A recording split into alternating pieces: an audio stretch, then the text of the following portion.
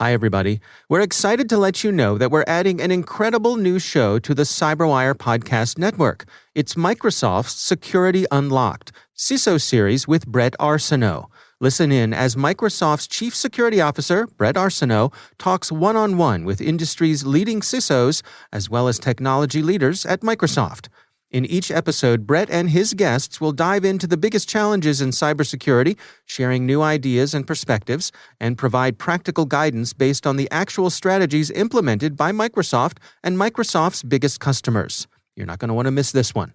Check it out on our website at thecyberwire.com/security-unlocked, and be sure to subscribe wherever you get your favorite podcasts.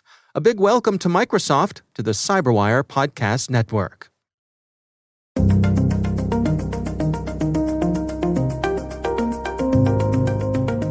Social media platforms make money when eyeballs stay on their platforms longer. Hello, everyone, and welcome to the CyberWire's Hacking Humans podcast, where each week we look behind the social engineering scams, the phishing schemes, and the criminal exploits that are making headlines and taking a heavy toll on organizations around the world. I'm Dave Bittner from the CyberWire, and joining me is Joe Kerrigan from the Johns Hopkins University Information Security Institute. Hello, Joe. Hi, Dave. We've got some good stories to share this week, and later in the show, Helen Lee Bouygues of the Reboot Foundation. We're going to be discussing social media's effect with the misinformation ecosystem and how users can best fight fake news. Have you ever been to security training? We have. What's it been like for you? If you're like us, ladies and gentlemen, it's the annual compliance drill, a few hours of PowerPoint in the staff break room. Refreshments in the form of sugary donuts and tepid coffee are sometimes provided, but a little bit of your soul seems to die every time the trainer says, "Next slide." Well, okay, we exaggerate, but you know what we mean. Stay with us, and in a few minutes, we'll hear from our sponsors at KnowBe4, who have a different way of training.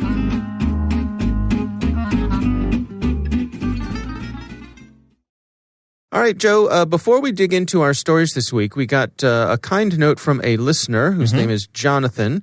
He wrote in with an interesting question. He says, I've been experimenting with two-factor authentication devices and standards. While I've used time-based one-time passwords for years, I'm looking into using a universal second-factor YubiKey for improved security. Good idea. So far, so good, yep, right? That sounds great.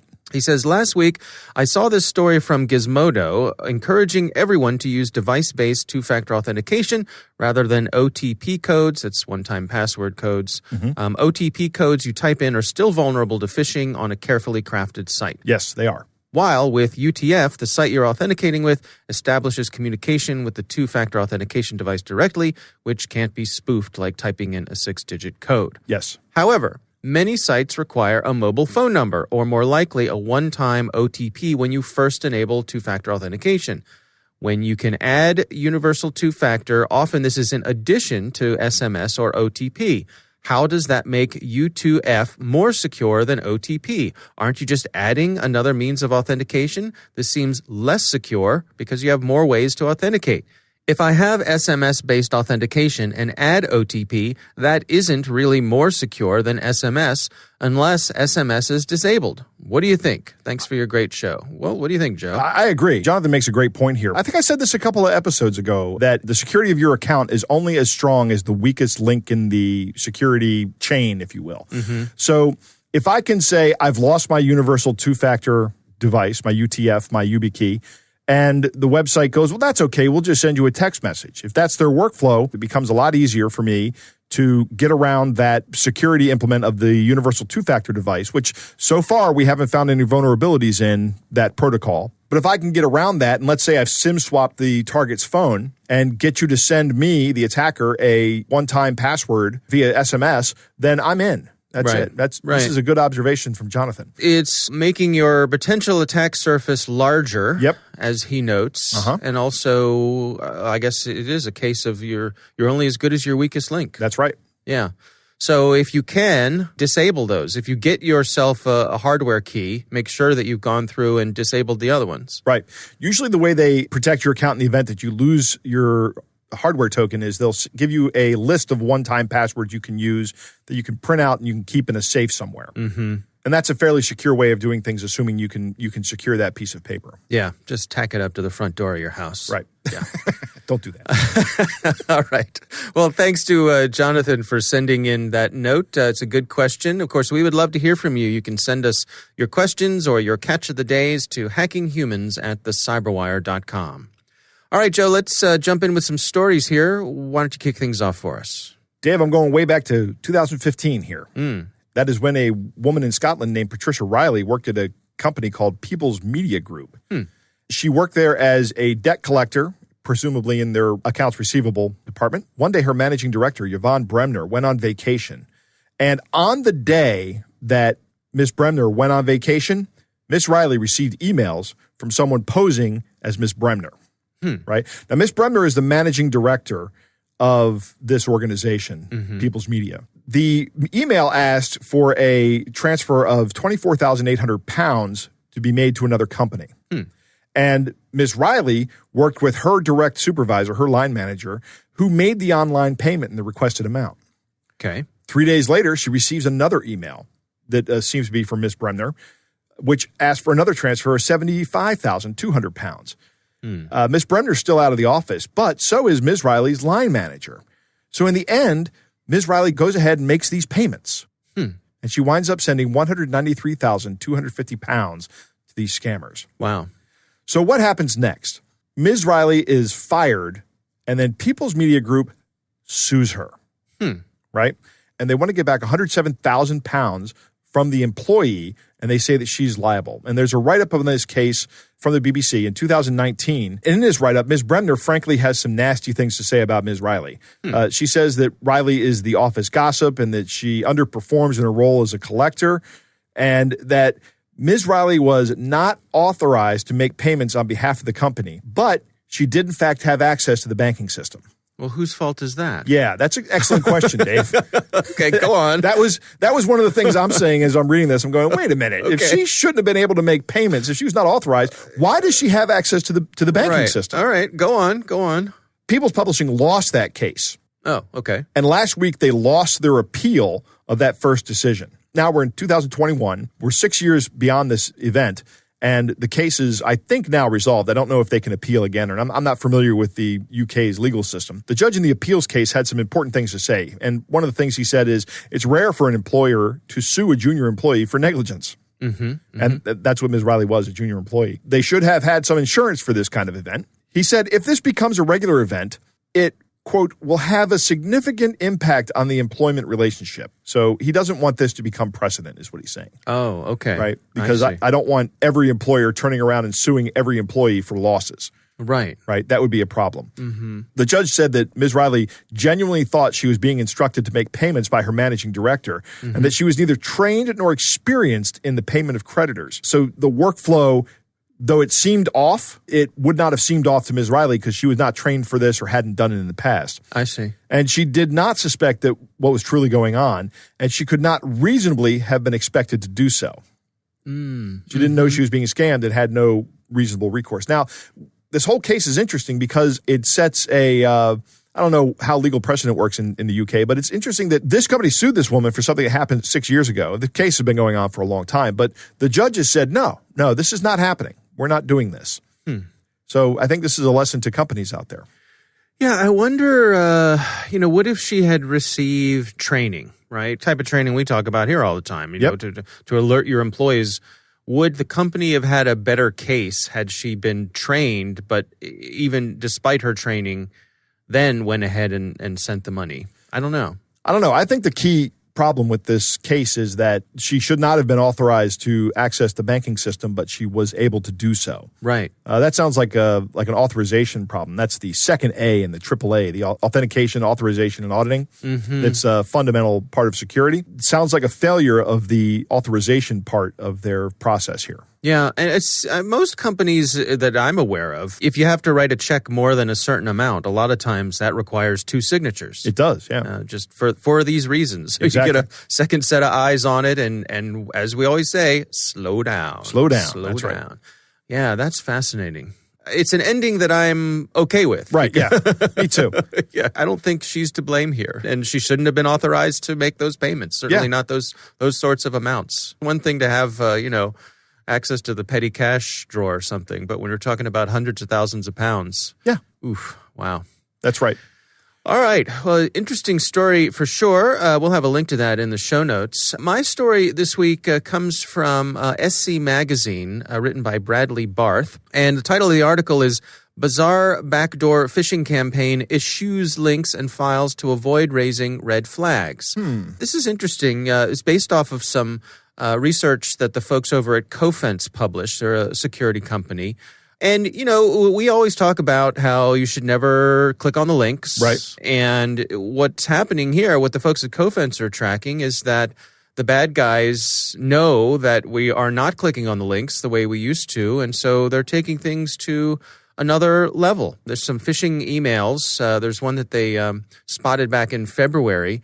And it was an order confirmation message from a fake pharmaceutical company. And they're saying that there have been other communications pretending to be from office supply companies, from flower deliveries, and even lingerie companies. So what happens is you get an email that talks about how your order was canceled or something like that. But instead of having a link for you to click on, there's a phone number. Really? Yeah. And it says, please call this number to resolve this issue. And so you call the number and there's a friendly customer service rep there waiting to answer the phone. I see. And from that point, that's where they get you. That's where they try to convince you to go to a website that is a malicious website. And on that website, that is where the malware will be installed. Very clever. And off you go.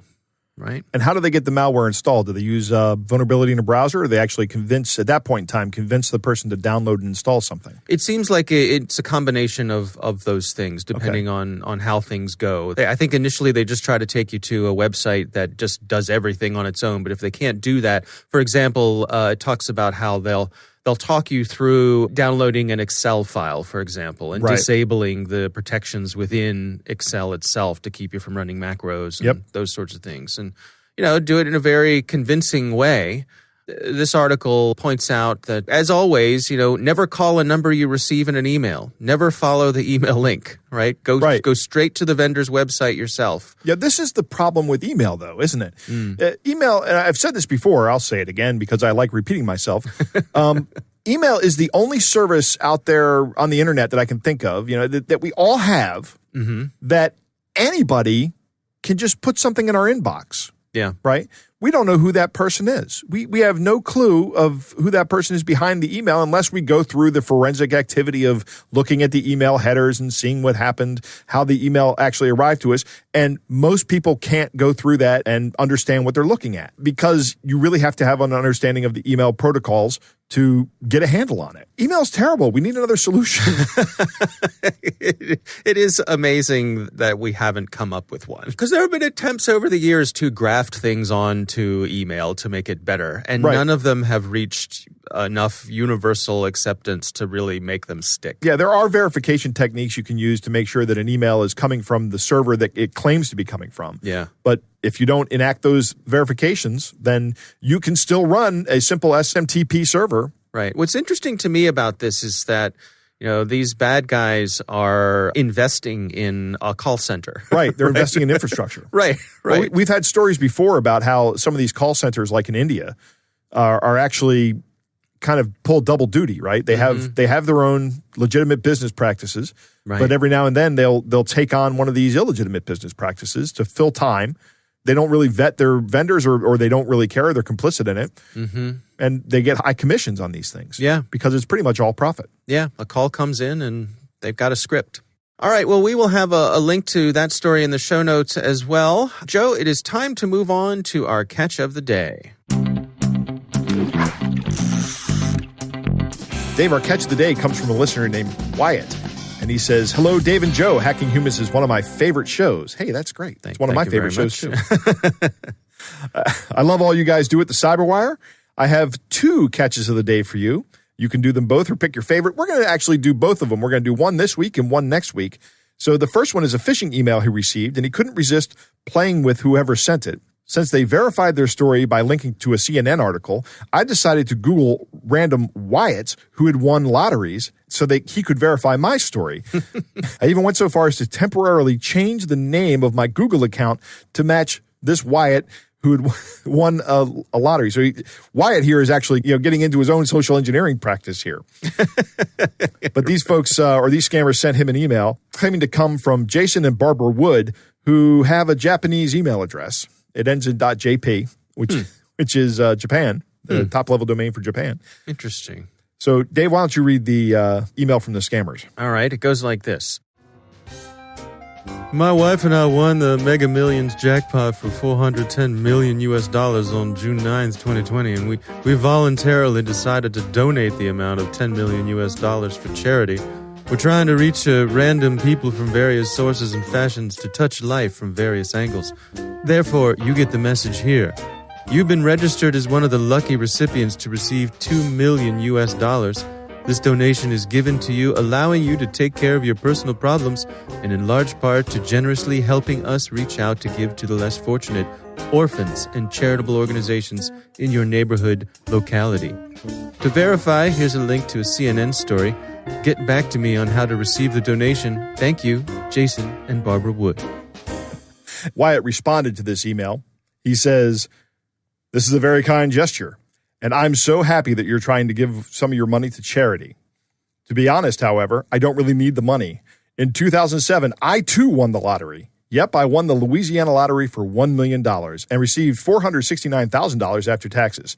I decided to use that money to quit my job at the phone company and start my own bulldozer rental company.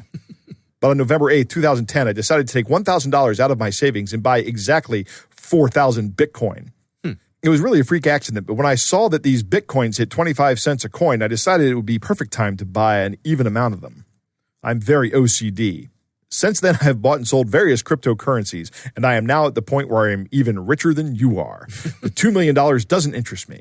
I think it's wonderful that you are looking to spend money on charity, and when you find a good one, let me know so that I can match your donation. Thank you very much for what you are doing." So that's a good response, Wyatt. Yeah. I'd be interested to hear if they ever wrote back to him. Well, chewing up some of their time, which, Yes. which is good. But also, I mean, it's good. It's good natured, and I like it. It's the spirit of fun. So. We'll have another one from Wyatt next week. All right, terrific. Well, thank you, Wyatt, for sending that in. Again, if you have a catch of the day for us, you can send it to us at hackinghumans@thecyberwire.com.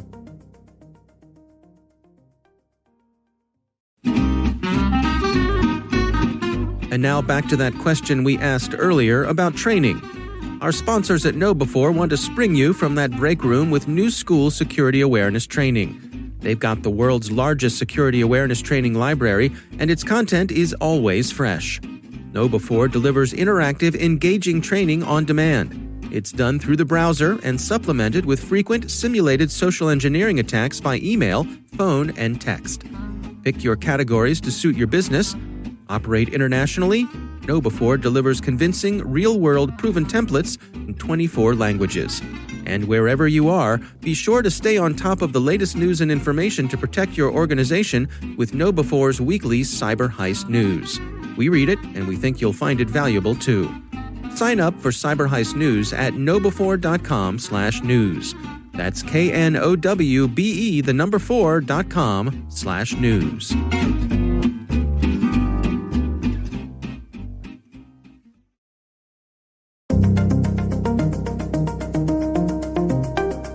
Joe, I recently had the pleasure of speaking with Helen Lee Bouygues. She's from an organization called the Reboot Foundation, and our conversation centered on social media's effect within the misinformation ecosystem and how folks can best fight fake news.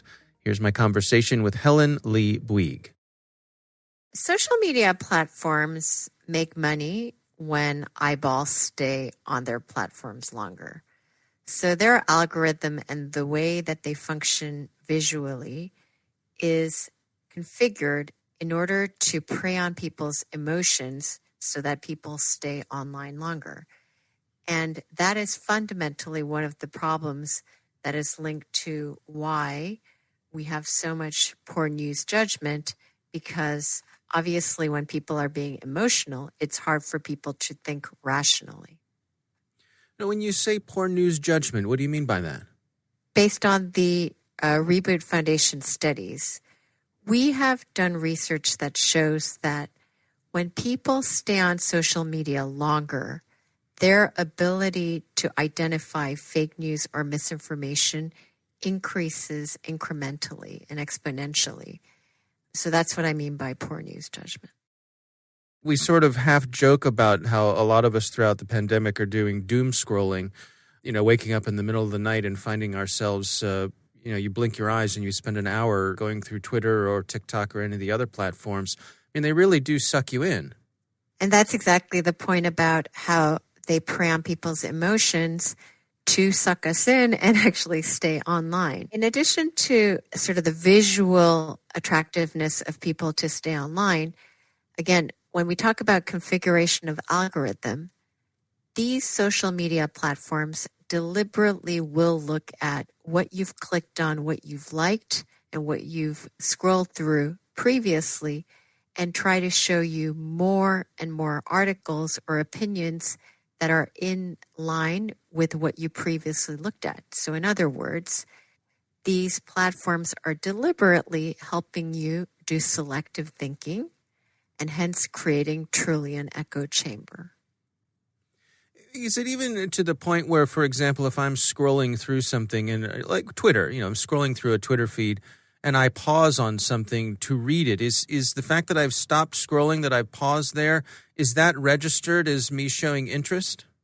Perhaps not the time period, but more the click-throughs of the types of articles. So obviously, if you have subscribed to and are clicking through more pro-Trump articles or tweets, then what's going to naturally show up on your Twitter, even if you subscribe to pro-Biden sites, you're more likely going to be shown more pro-Trump types of articles and eventually clickbaits.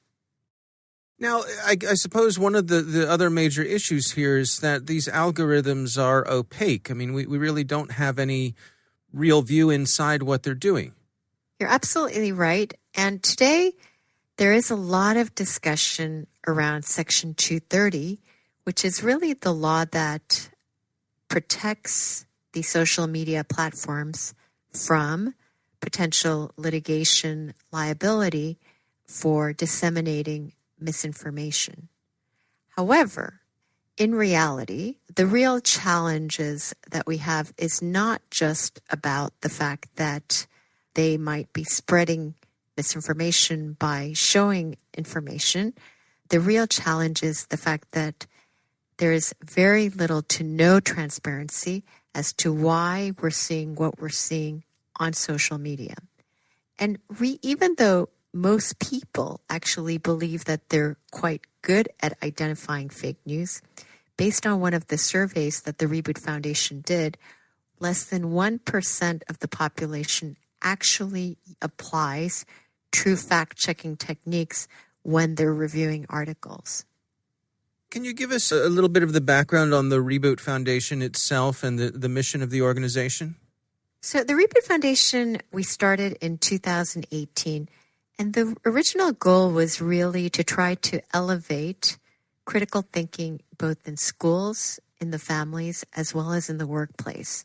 And the origin of this very narrow focus on critical thinking really came from a personal story where I noticed that my daughter, who's now 10, so back then she was 7 years old, predominantly gathers information online and not offline. In other words, we just talked about social media, but it's not just social media, even information gathering via Google or other information searches, we're actually all subject to algorithms, again, that purview what sites you've been to before. And so there's a bit of selective thinking going on, even in terms of our information gathering methods. And so with that, that was really the genesis of the Reboot Foundation. And how do you go about achieving your goals? What sort of resources are you making available? So at the Reboot Foundation, we publish different articles and studies, and we fund different researchers that study both ways of improving critical thinking, but also more recently around fake news and the dissemination of misinformation. Now, you may say, David, what's the link between critical thinking and fake news and misinformation? Well, our subjectivity to fake news is a bit of a consequence of the fact that we're not doing as much critical thinking. So there is a direct link. But in addition to research and studies that we publish, we've actually created two different types of guides as well. One is a guide for parents in how to engage in critical thinking education for your children. And we've divided that up into different age groups because obviously a parent might not feel as comfortable addressing critical thinking subjects with a 16-year-old as one would with a 6-year-old. And we've more recently also published a teacher's guide working with teachers across the country for different school subject matters of how to better integrate critical thinking in their school curriculum. You know, I remember as a middle schooler having a really inspiring science teacher who was really deliberate about instilling us with a sense of the importance of critical thinking skills. And it was something we spent time on. And then, you know, as I got older, I remember Carl Sagan's, baloney detection kit and reading The Demon Haunted World, which was another, a book that really focuses on a lot of these skills. And I guess where I'm going with this is that as a teenager, growing up in the 80s, I would have hoped we would have been farther along than we are. It's frustrating to me that in some ways it feels as though, I suppose, thanks to social media and some of the other things like fake news, it feels as though perhaps we're slipping when it comes to these things. There's two things. One is you were lucky enough that you had this science teacher when you were in middle school. Unfortunately, one of our research reports demonstrates that basically over a third of middle school students in the U.S. say that they've rarely or never learned how to judge the reliability of sources. And over 50% of teachers that we've interviewed say that they don't actually methodically, systematically teach critical thinking in their curriculum. Now, I'm not saying that's, necessarily the fault of teachers because obviously our education system today is so much bombarded with test-based teaching. And so, there's a lot of material that they have to go through. But the fact of the matter is our schools today are not doing enough teaching critical thinking skills, let alone media literacy skills, both of which are critical to really arm our children when they are gathering information, especially via social media, just as much as adults today are gathering over 90% of their news information via social media platforms. And you can imagine, David, if these children are not developing these skills in school and they're subject to TikTok, which in the beginning might just look like a small gimmick, learning a few dance moves or some cutesy videos. But in reality, our children are actually gathering information from sources like TikTok where they don't necessarily have the tools to be able to challenge when some misinformation might be distributed to them. So for those of us who are trying to fight the good fight here and want to help our friends, our family, our loved ones, and better equip them with these sorts of skills, what do you recommend? What are some of the things we can be doing? I think one thing that we all should do is take some time of doing digital detox, something that you mentioned earlier, David, about automatically scrolling, especially during this COVID period, hours and hours on Twitter and different forums. It's good to just take a breather. It can be complete digital detox or consciously saying, I'm only going to gather information via deliberately going on websites of news sources rather than doing click-throughs via the social media. So that's one dimension. The second is pure awareness, reminding ourselves, just like we need to do the same education for children and media literacy, is to take a pause, see who the author is, what are the sources, of what we're reading. And thirdly, one of the critical things I think that we need to do to pull away from ourselves from these echo chambers is to deliberately, conscientiously try to review and understand and reach out to those with an opposing view. Part of the challenges that we have really with the social media is not just misinformation or disinformation. It's the fact that we become so tunnel visioned because we're only seeing information from those who think like us, whether or not it's facts or not. I think it's a fascinating idea. I mean, people get so dug in these days, especially with the degree of polarization that we have. I wonder if exposing people to critical thinking skills can kind of be a way to soften those defenses, because you're not coming directly at their beliefs, but you're just saying, hey, look, here's a set of tools for evaluating the things in your life, and hopefully that'll help them get to better ways of establishing what's so and what's not. I'm a fundamental believer that people want to be good consumers of information. And again, we're not aided, right? Because everything is about instant gratification. What we're being exposed to is basically similar thinking. It really requires a special effort to deliberately reach out and seek opposing views. One of the surveys that the Reboot Foundation did was a question around how often people actually seek out opposing views. Well, the irony was 1 in 4 people will deliberately avoid people who have opposing views. Now, this is before COVID, so this is when people could actually communicate. But so we just need to be conscientious of that, because I think a lot of it has to do with awareness, and I completely agree with you, David.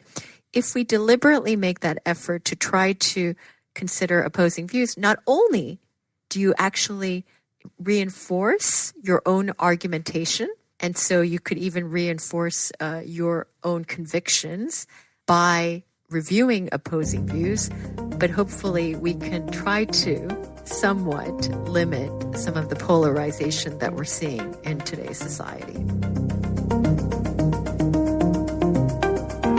Joe, what do you think? Bam. Helen has hit one out of the park as far as I'm concerned. Okay. Social media makes its money by keeping your eyes on the page, and these apps are designed to keep you engaged, and they use your emotions to do it. There are even some people who have said that Facebook and Twitter are designed to be addictive. These are people who have left the company and said, I can't do this anymore. You can think of Facebook and Twitter as the modern day tobacco companies almost. I took a look at the research Helen is referencing here at the start of the interview. And there's a couple interesting things it says. Number one, the more people use social media, the worse their judgment. And this relationship held true even after excluding power users.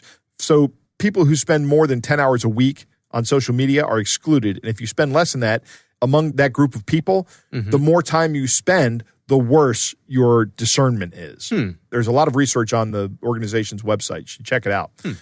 I would like to point out something about the transparency problem with these algorithms. We spent a good bit of time talking about the algorithms and how we're presenting with these things. These are machine learning algorithms. One of the big problems in machine learning is explainability. In other words, if you put a gun to the head of these social media companies and said, explain why this story shows up on my page, they would not be able to answer you. They don't know how. And that's kind of the big secret. The secret is not what the algorithm is. Right? The algorithm is probably some kind of neural network or some other well-known machine language algorithm. Yeah. The secret is they don't know why you're seeing these things. What's happening is they've given the algorithm the goal of keeping you engaged and keeping you on the site. And the algorithm, with cold, methodical precision and complexity beyond human understanding, is doing its job. That's the problem, or one of the problems here. There's lots of problems, but I think that's a key takeaway that everybody should have. When she starts talking about education, it seems like a lot of modern education is based on regurgitation. We spend a lot of time teaching to tests, right? That's not good for anybody. It doesn't avail the student of critical thinking skills. That is almost something that has to be taught at home nowadays, and her website has a list of tools on it so you can help talk to your kids about critical thinking. The lack of opposing viewpoints is a huge problem in social media. Right, the bubbles. The bubbles. These algorithms are designed to keep you engaged, like I was just talking about, and that means that you don't get the opposing viewpoints because that tends to make you go, I don't want to hear about this, and walk away. Right. Let me walk away and think about that for a minute. Exactly. No, don't walk away. Keep listening to the same thing over and over again. Right. Digital detox. I talk about this. I have uninstalled all of the social media apps from my phone with the exception of Facebook Messenger, which I use to communicate with family members. I cannot sit on my phone anymore and scroll through Twitter, as you put it, doom scrolling, Yeah, right. I just can't do that. Yeah. And, every now and then I go, I would like to be on Twitter right now, but I'm like, nope, I'm not putting it back on my phone. I'm just not doing it. Mm-hmm. Or Facebook or anything. Yeah. It's just not there. And finally, I have to say this again. I've been saying this for years now. One, do not get your news from social media. Nobody should get their news from social media. If you see a news article on social media, just ignore it. Don't even pay attention to it. Right. Go to a trusted news source. Get your news from a trusted news source. Make sure that you have a news source that sometimes has an opinion page that's different from your opinion, right? And read their article. Look at All Sides Media. They do a pretty good job of showing you everything about a single story, that how different news organizations are reporting it. That's a great website. Mm-hmm. And I'm going to say this again. Social media is not a valid platform for political discussion. It is a valid platform for division and for insults. It is not conducive to political discussion. You cannot have a constructive political discussion on social media. It cannot be done. Okay. You know what happens? Joe, what happens when you deal in absolutes? Right. You become a Sith Lord. So, angry old man yells in the microphone. Just this past week, I was scrolling through Twitter, and it struck me. A story came by, and it was a horrible, heartbreaking story about something terrible that had happened. Right. But it was in Brazil, and it was a small town story about a tragedy that took place. And I thought to myself, I don't want to see this. Right. It's okay. This is a terrible story. It makes me sad, but in no way, shape, or form does this affect my life. I can't do anything about it. Right. It's far away. It involves no one I know, no one I will ever meet. It's half a world away from me. All seeing this story does is put me in a bad mood. Yeah. I wish I could tell Twitter, hey, knock it off. Right. I don't want to see these things. And I suppose it's just a slippery slope or a tricky thing because that's how you build your bubble, right? Right. Yeah. Yep. So, though, if you don't want to see those stories anymore, when you see that story come up, close Twitter. Now, let's not get carried away. The algorithm will go, I showed that story to Dave, and he didn't like that. Yeah. All right. Well, again, our thanks to Helen Lee Bouygues from the Reboot Foundation for joining us. We do appreciate her taking the time. And, of course, we want to thank our sponsors, KnowBe4. They are the social engineering experts and the pioneers of new school security awareness training. Be sure to take advantage of their free phishing test, which you can find at knowbe4.com/fishtest. Think of KnowBe4 for your security training. That is our show. We'd like to thank all of you for listening. And, of course, we want to thank the Johns Hopkins University Information Security Institute for their participation. You can learn more at isi.jhu.edu. The Hacking Humans podcast is proudly produced in Maryland at the startup studios of Data Tribe, where they're co-building the next generation of cybersecurity teams and technologies. Our senior producer is Jennifer Iben. Our executive editor is Peter Kilby. I'm Dave Bittner. And I'm Joe Kerrigan. Thanks for listening.